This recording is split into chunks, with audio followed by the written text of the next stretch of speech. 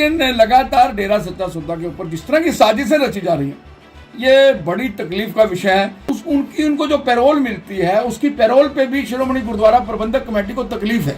हत्या का मामला हो, रेप का मामला हो, सब सब्सिडीज हैं। ऐसा नहीं होता कि सेशन कोर्ट के फैसले हाई कोर्ट में नहीं बदलते, हाई कोर्ट के फैसले सुप्रीम कोर्ट में जाकर रिवर्ट नहीं होते। तो फरीदकोट वाली बात है, इसको लेके सीबीआई भी जांच कर चुकी है, इसको लेके सीबीआई साइंटिफिकली इन्वेस्टिगेशन भी कर चुकी है।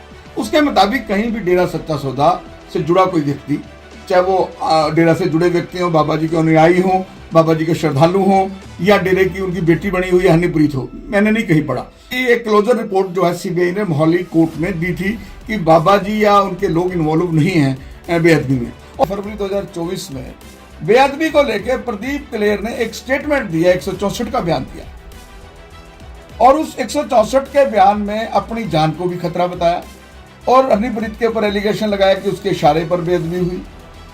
15, 16, 17, 18, 19, 20, 21, 22, 23, 24। क्या प्रदीप कलेर जी 10 साल का डिले एक्सप्लेन करेंगे? क्या प्रदीप कलेर जी 10 साल तक चुप क्यों रहे? प्रदीप कलेर ने एक बहुत बड़ी साजिश रची है हिंदू सिख भाईचारे को लड़ाने के लिए। बाबा जी तो बाद में आएंगे, बाबा जी से किसको खतरा होगा? बाबा जी तो इतने साल से जेल में बैठे हैं। आपकी 164 के बयान की रेलेवेंसी चाहिए। स्टर्लिंग के 164 का बयान जो देने वाला है वो स्टर्लिंग विटनेस है कि नहीं, उसका बेस क्या है? 15, 16, 17, 18, 19, 20, 21, 22, 23, 24, 10 साल के बाद फिर पंजाब को और हरियाणा को आग में दहलाने के लिए आ गए हैं कोई मिस्टर प्रदीप। कोर्ट 10 साल में तो डेरा सच्चा सौदा प्रमुख से खतरा नहीं हुआ। भगवंत मान जी, मैं आपको बताना चाहता हूं, ये पंजाब में आतंकवाद लाने की बड़ी भारी साजिश है, बड़ी भारी साजिश है। जब क्लोजर रिपोर्ट दी जा चुकी है, संत गुरमीत राम रहीम को बदनाम करने की एक बड़ी साजिश है। मैं आज जिम्मेवारी से, मेरा एंटी टेररिस्टमेंट इंडिया बड़ी जिम्मेवारी से, मैं वीरेश चंडीला बड़ी जिम्मेवारी से, मैं पूरे देश में, पूरे पंजाब में, सरसा में भी इसकी प्रेस कॉन्फ्रेंस करूंगा, यूपी में भी करूंगा, लखनऊ में भी करूंगा, बागपत में भी करूंगा, चंडीगढ़ में भी करूंगा, फरीदकोट में भी करूंगा। जिसने 164 का बयान दिया प्रदीप कलेर ने, इसका वीडियोग्राफी में संत गुरमीत राम रहीम के वकीलों की मौजूदगी में और प्रदीप कलेर जी की मौजूदगी में और एक हाई कोर्ट के या सिटिंग सेशन जज की मौजूदगी में वीडियोग्राफी करके नार्को टेस्ट हो कि उनको दोबारा पैरोल ना मिले। और ये मामला उठा कौन रहा है? शिरोमणि गुरुद्वारा प्रबंधक कमेटी। मैं शिरोमणि गुरुद्वारा प्रबंधक कमेटी के जो मौजूदा प्रधान हैं उनसे मांग करता हूँ कि आप गुरुद्वारों के रख रखाव के लिए बने हैं, आपने संत गुरमीत राम रहीम की पैरोल को क्यों चैलेंज किया? पुलिस ने स्टेटमेंट कराई, 164 का बयान कराने की जरूरत एकदम इतने साल के बाद क्यों जरूरत पड़ी? सीबीआई की क्लोजर रिपोर्ट के बाद भी सीबीआई इसकी 164 के बयानों की क्यों जरूरत पड़ी? ये सारे कंटेंट्स डीपली स्टडी करने की जरूरत है। ऐसा सच की बात कही, हम वो कलम नहीं जो झुक जाती हो दरबारों में, हम शब्दों की दीप शिखाएं अंधियारों चौबारों में, हम वाणी के राजदूत हैं, सच पर मरने वाले हैं, डाकू को डाकू कहने की हिम्मत रखने वाले हैं। मैं संत गुरमीत राम रहीम के साथ खड़ा रहूंगा। संत गुरमीत राम रहीम के खिलाफ जितनी भी साजिशें अभिमन्यु की तरह की जा रही हैं, क्योंकि सच्चाई परेशान हो सकती है, अपराजित नहीं, क्योंकि झूठ ताकतवर होता है, उसको सच को साबित करने के लिए टाइम लगता है। देखिए, वैसे तो एंटी टेररिस्ट फ्रंट इंडिया हमेशा आतंकवाद के खिलाफ, खालिस्तान के खिलाफ, पाकिस्तानी टेररिस्टों के खिलाफ, बब्बर खालसा जैसे आतंकवादी संगठनों के खिलाफ, या देश की जो भी पीस को लांबू लाने का काम करते हैं, आग लगाने का काम करते हैं, राष्ट्र की पीस के लिए खतरा है, चाहे उसमें अमृतपाल सिंह रहा हो, जरनैल सिंह भिंडरावाड़ा की मुहिम रही हो, जगतार सिंह हवारा एंड पार्टी रही हो, जिन्होंने बड़ैल जेल जैसे ब्रेक केस किए, जो तिहाड़ से जो है फिर चंडीगढ़ आने की साजिश रच रहे थे, जिनको मेरे एंटी टेररिस्ट इंडिया ने, वीरेश चांडीला ने खुद पिटीशन डाल के उनको रोका।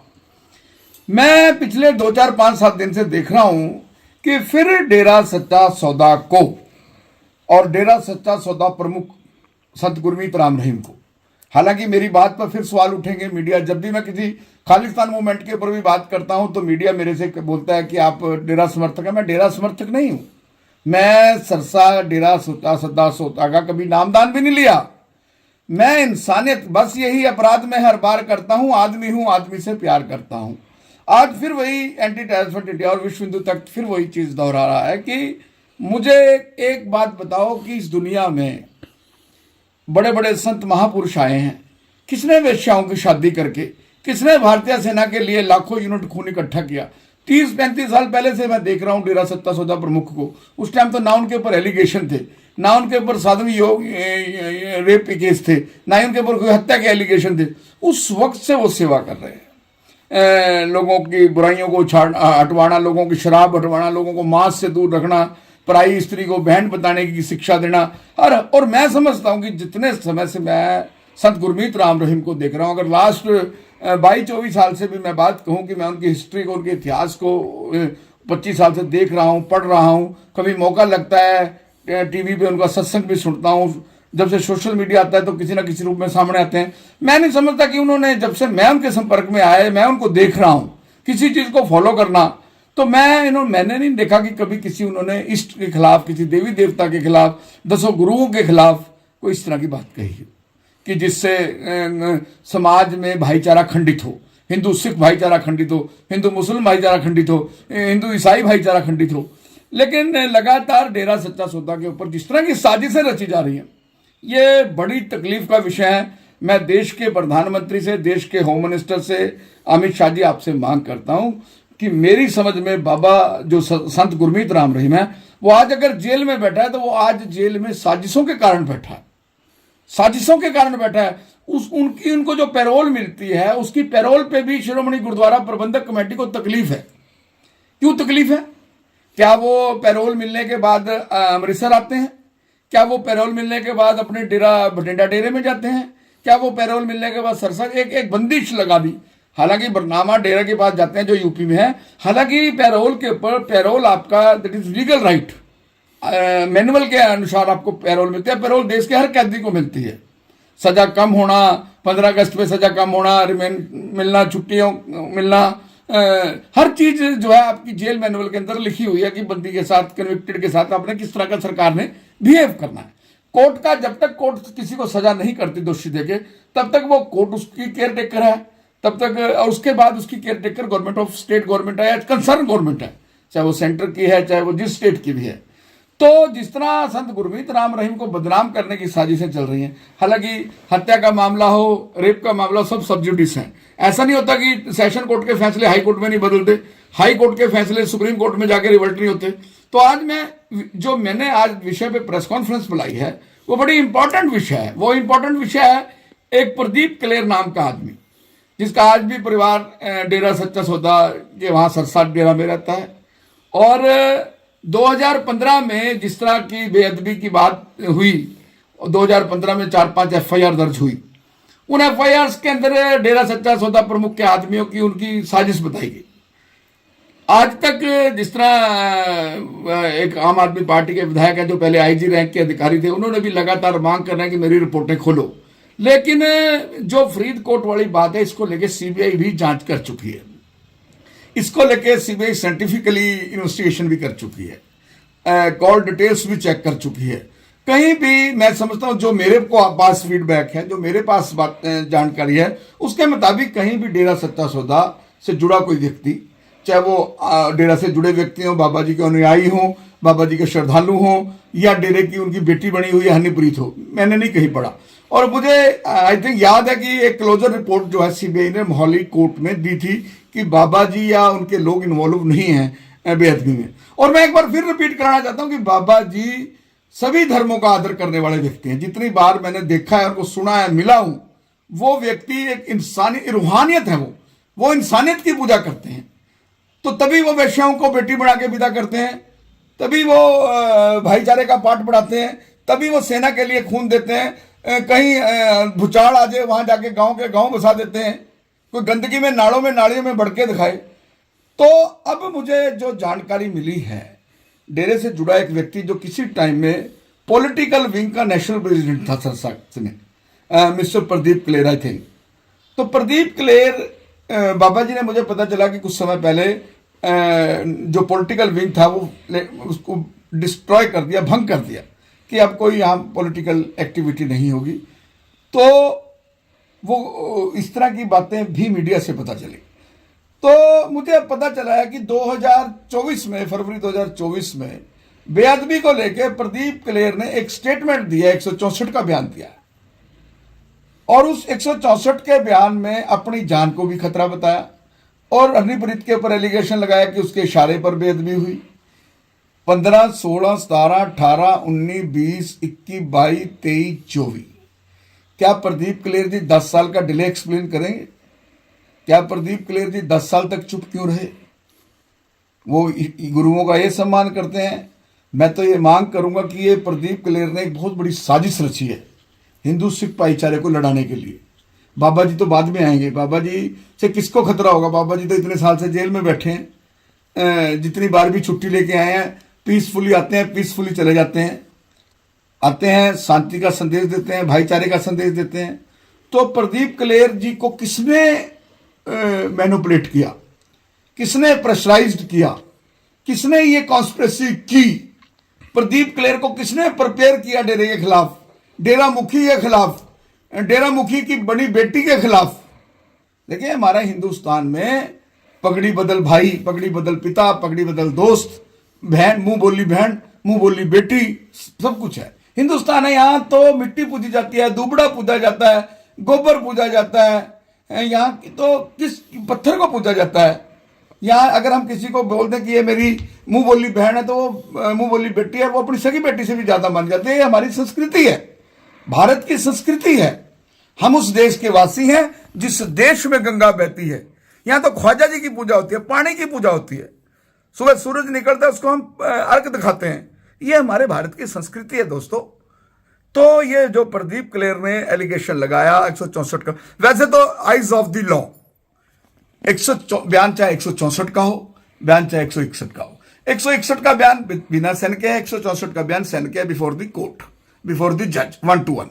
लेकिन कोई इसकी रेलेवेंसी नहीं है भाई 164 के बयान के बाद आप किसी को गिरफ्तार कर लोगे। 164 के बयान के बाद भी आपको एविडेंस चाहिए, आपकी 164 के बयान की रेलेवेंसी चाहिए। स्टर्लिंग के 164 का बयान जो देने वाला है वो स्टर्लिंग विटनेस है कि नहीं, उसका बेस क्या है? 15, 16, 17, 18, 19, 20, 21, 22, 23, 24, 10 साल के बाद फिर पंजाब को और हरियाणा को आग में दहलाने के लिए आ गए हैं कोई मिस्टर प्रदीप। कारण क्या है भाई? प्रदीप जी बताओ, कोर्ट प्रदीप जी से पूछे।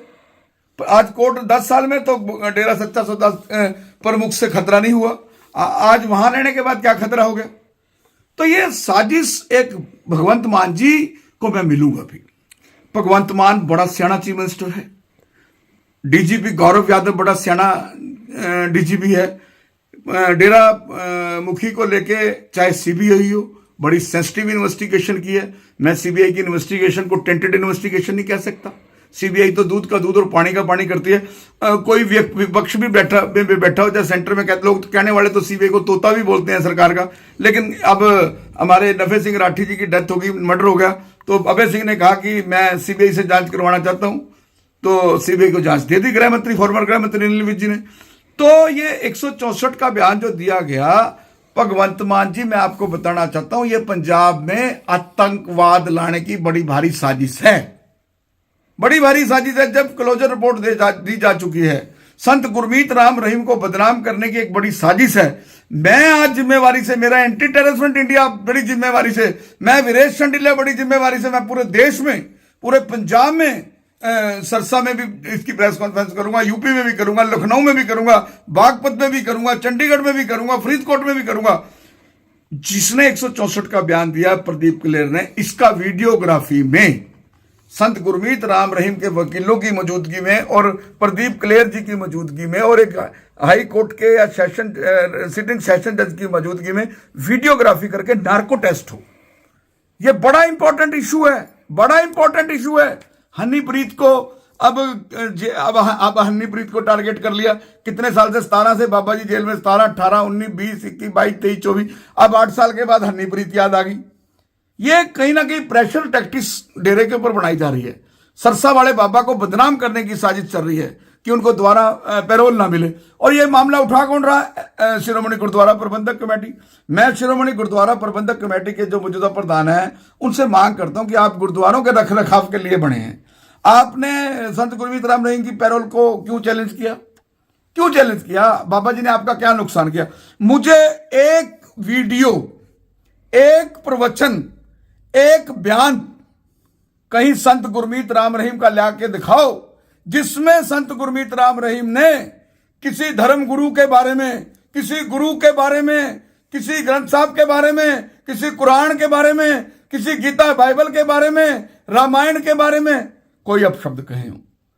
देखिए, संत जी जेल में है, साजिश ना रच, कोई भी व्यक्ति साजिश ना रच सके। मैं भगवंत मान की क्यों इज्जत करता हूं। भगवंत मान को जब जरूरत पड़ी उन्होंने अमित शाह के साथ मिलकर पंजाब में एक खून की बूंद नहीं डुलने दी और उस अमृतपाल सिंह को डिब्रूगढ़ जेल पहुंचा दिया, जहां जो पंजाब में आतंकवाद लाना चाहता था। तो जरनैल सिंह भिंडरांवाले से भी बड़ा बनना चाह रहा था। अब भी वो देश के लिए खतरा है, अब भी एक बहुत बड़ी साजिशें जारी हैं। तो मैं शिरोमणि गुरुद्वारा प्रबंधक कमेटी से मांग करूंगा कि आपको कोई राइट नहीं है बाबे ने पैरोल पे आगे किसी सिख जत्थेबंदी के खिलाफ, किसी किसान आंदोलन के खिलाफ, किसी श्री गुरु ग्रंथ साहब के खिलाफ, पहली पातशाही से लेकर 10वीं पातशाही के खिलाफ कोई अपशब्द नहीं कहे। और जिस तरह प्रदीप कलेर जी पॉलिटिकल विंग के नेशनल प्रेसिडेंट थे, हो सकता है उनको पॉलिटिकल नेशनल प्रेसिडेंट जो विंग भंग हुआ उनको उसकी तकलीफ हो और ये गेम खेल दी हो, इसलिए उनका पब्लिकली मैं भी पेशे से मैं भी एडवोकेट हूं, मुझे भी बिठा लें, मैं भी 4 सवाल लिख के दूंगा। जो नार्को ब्रेन मैपिंग और नार्को टेस्ट होगा वो वीडियोग्राफी में मैं भी 4 सवाल पूछूंगा, मैं भी लिख के दूंगा 4 सवाल। तो पंजाब के चीफ मिनिस्टर साहब भगवंत सिंह मान साहब, डीजीपी गौरव यादव साहब, आप कोई ऐसा काम ना करना पंजाब में जिससे अमन और शांति खराब हो।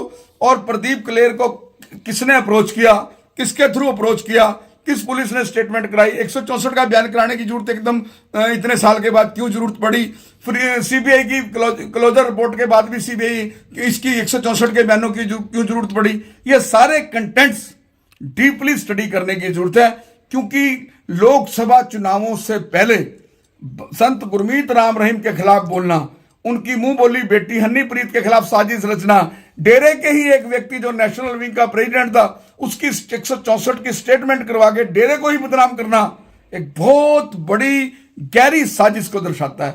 क्योंकि मैं राष्ट्रहित हितैषी हूं, मैं राष्ट्रभक्त हूं, मैं पंजाब से प्यार करता हूं, मैं देश की आवाम से प्यार करता हूं, मैं आतंकवाद के खिलाफ डटकर लड़ता हूं, मैं खालिस्तानियों के खिलाफ डटकर लगता हूं। मैं शायद हिंदुस्तान में पहला ऐसा व्यक्ति हूं जब 2004 में बेन सिंह के हत्यारों ने बड़ैल जेल ब्रेक किया, जगतार सिंह हवारार, परमजीत सिंह ढ्योरा ने, जो बब्बर खालसा का प्रमुख है जगतार सिंह, उसके खिलाफ मैं हाई कोर्ट गया 2004 में, आज से 19 साल पहले। जब ये दिल्ली से आतंकवादी तिहाड़ चंडीगढ़ कोर्टों में पेश होने आते थे, लाखों करोड़ों रुपए का सरकार का खर्चा होता था, तो मैं हाई कोर्ट में गया। जगतार सिंह हवारा, बब्बर खालसा, ये मुझे मारना चाहते हैं। यही नहीं, मैंने जरनैल सिंह भिंडरांवाले की मुहिम को आड़े हाथ मेरा दफ्तर चलाया जरनैल सिंह भिंडरांवाले ने। ये वही संत गुरमीत राम रहीम में जब इनके ऊपर टायर लगा के RDX लगाई गई, तब मैं उन आतंकवादियों के खिलाफ बोला। मैं हमेशा हा का नारा लगाया, जो व्यक्ति इंजर्ड है, जो व्यक्ति जख्मी है, वो किसी जाति का हो, वो किसी धर्म का हो। अभी मलेर कोटरे वाली रानी मरी, मैं हा का नारा लगा के आया, मैंने कंधा दिया। मैं किसी धर्म या जाति में विश्वास नहीं करता। मैं ब्राह्मण कौम में पैदा हुआ, मैं हिंदू हूं, लेकिन मेरे लिए सिख भी उतना ही प्यारा है, मेरे लिए ईसाई भी उतना ही प्यारा है, मेरे लिए मुसलमान भी उतना ही प्यारा है। तो ये जो लोग साजिशें रचकर, जिनका उद्देश्य एक जो है प्रदेश में और देश में दंगे फैलाने का, मैं ये मंसूबा, मेरा एंटी टेररिस्ट फ्रंट इंडिया ये मंसूबे कामयाब नहीं होने देगा। अगर जरूरत पड़ी तो मैं एंटी टेररिस्ट फ्रंट इंडिया की तरफ से हा का नारा लगाते हुए और संत गुरमीत राम रहीम को और हनीप्रीत को लीगली प्रोटेक्ट करने के लिए मैं पब्लिक इंटरेस्ट लिटिगेशन डाल लूंगा। अगर जरूरत पड़ी PL नाम बनती हो तो मैं पिटीशन दायर करूंगा, क्योंकि मैं लॉ अबेडिंग सिटीजन हूं। जहां भी मुझे लगेगा कि आज राष्ट्र खतरे में है, देश खतरे में है, क्योंकि किसी भी धर्म से बड़ा देश का संविधान है, किसी भी धर्म से बड़ा। अब बॉर्डरों पे, शंभू बॉर्डर पे, खनौरी बॉर्डर पे किसान बैठे हैं। मैंने लगातार मैं किसानों से मांग कर रहा हूं कि ये ना करो, देश की शांति खराब ना करो, लोगों को अपने खिलाफ ना करो। मैंने हमेशा सच की बात कही। हम वो कलम नहीं जो झुक जाती हो दरबारों में, हम शब्दों की दीप शिखाएं अंधियारों चौबारों में, हम वाणी के राजदूत हैं, सच पर मरने वाले हैं, डाकू को डाकू कहने की हिम्मत रखने वाले हैं। मैं संत गुरमीत राम रहीम के साथ खड़ा रहूंगा। संत गुरमीत राम रहीम के खिलाफ जितनी भी साजिशें अभिमन्यु की तरह की जा रही हैं, मैं उन साजिशों को, हो सकता है क्योंकि सच्चाई परेशान हो सकती है, अपराजित नहीं, सच्चाई को बाहर निकालने के लिए समय लगता है, क्योंकि झूठ ताकतवर होता है, उसको सच को साबित करने के लिए टाइम लगता है। देखिए, भगवान राम के खिलाफ कितनी बड़ी साजिश हुई। 14 साल जहां वनवास होना था, राज तिलक होना था, सेकंडों में वनवास करवा दिया गया। और 14 वर्ष किस तरह जो है उन्होंने माता सीता की लड़ाई लड़ी। तो इतिहास उठाकर देखो, मैं जो तिलक लगाकर बैठा हूं गुरु तेग बहादुर की देन है। जो हिंदू आज जिंदा है, सनातन जिंदा है, वो 10वें गुरु की बख्शीश है। 10वें गुरु ने अपना सब कुछ वार दिया। तो मैं सिख भाइयों से भी, पंजाब के सिखों से भी अपील करूंगा कि वो इस तरह की राजनीतिक बातों में आकर पंजाब का, देश का, हिंदू सिख भाईचारे का माहौल खराब ना होने दें। ये वही संत गुरमीत राम रहीम है जिनका वर्ल्ड रिकॉर्ड है गिनीज बुक में। जितने काम उन्होंने जनहित में उस व्यक्ति ने किए, चाहे आंख दान है, शरीर दान है, ऑर्गन्स हैं, किडनी है, क्या क्या चीजें मैं गिनवाऊं। इस तरह के व्यक्तियों को इस देश में साजिशों का शिकार होना पड़ रहा है। इस तरह के व्यक्तियों को जो है इस देश में पैरोल उनकी चैलेंज की जाती है, जबकि एक भी पैरोल का उन्होंने मिसयूज नहीं किया। धन है, उसके बावजूद भी इस देश में कानून से बड़े बड़े अपने आप को लोग बैठे हैं जो कहते हैं कि कानून हमारी पॉकेट में, कानून हमारे लिए कठपुतली है। लेकिन सरसा जैसे संतों के लिए कानून सब कुछ है, संविधान सब कुछ है, भाईचारा सब कुछ है, इंसानियत सब कुछ है।